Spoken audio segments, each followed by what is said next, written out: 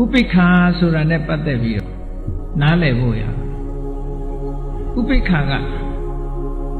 ဘယ်သူကကိုယ့်ကိုဘာလုပ်ဆဲသွားသည်ဖြစ်စေကိုယ့်ကိုချီးမွမ်းနေသည်ဖြစ်စေကဲ့ရဲ့သည်ဖြစ်စေကိုယ့်ကိုအကျိုးပြုသည်ဖြစ်စေအကျိုးမပြုသည်ဖြစ်စေ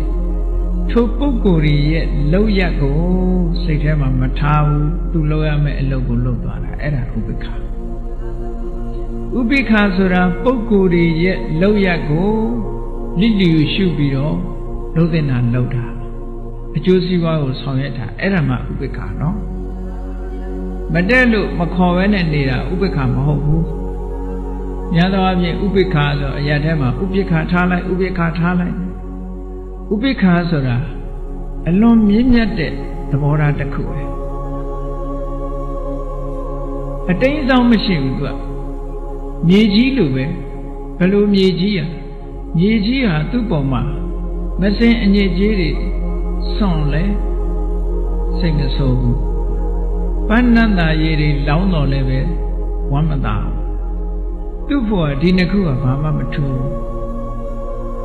အေးဥပိ္ပခာဆိုတဲ့စိတ်ဓာတ်ကလည်းပဲ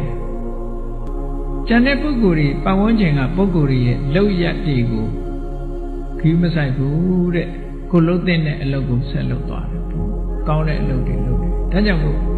ဖျားဖြစ်ဖို့မြင့်မြတ်တဲ့အလုပ်တွေဟာဒီလုပ်ငန်းတွေမလုပ်ဘဲနဲ့ဖျားဆိုမဖြစ်နိုင်ဘူးပေါ့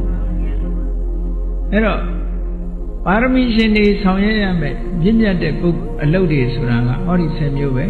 အဲ့ဒီ10မျိုးကိုတောင်မှအဆင့်3ဆင့်စီထပ်ခွဲလိုက်သေးတယ်နော်ဒါနဆိုလို့ရှိရင်အပြင်ပစ္စည်းလူတာက